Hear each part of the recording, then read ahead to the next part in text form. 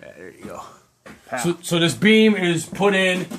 There used to be a pole sitting right here. We took the pole out, and we put, well, before we took the pole out, we welded half inch. This is actually 3/8 stock metal on here, on the bottom, on the inside, and then this side, by 6 foot long. Put 3 pieces of metal in. The guy's house that we're doing this for is a pipe fitter, so he welds all the time, and he has access to welding equipment.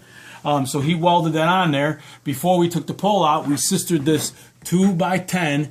There's 2 of them put together, bolted every 22 inches, and screwed and glued. So there's 20 something, 30 bolts inside this. If you see them, every bolt, all the way down. This beam sits on the exterior wall that goes all the way down to the floor, solid. And then we put solid in here.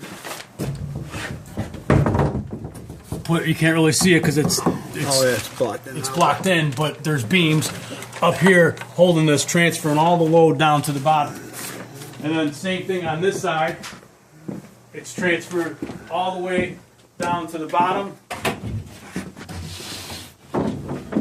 3 plates, brace going to the top. You can't really see it, but underneath here, sitting on the floor.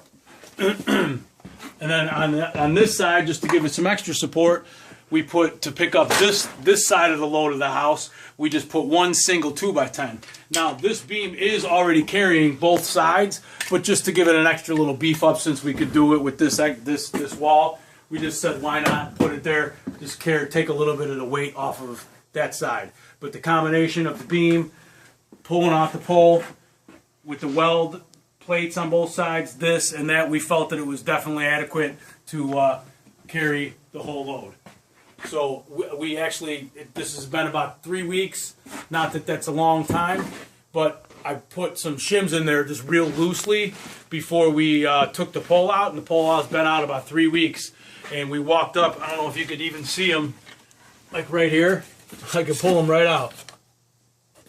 I stuck them in there just hand tight to see if there would be any drop, and it'd be tough to pull out, and they're no problem to pull out. So it's actually still resting on the steel. It's not even using this beam yet because nothing's sagged. But that's tight up against most of them. But there's a few in the center here where these must be crowned.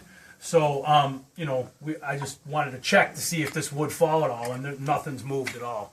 So I like it. First time we did it that way, I didn't really find anything that did it like this, but that's how we did it.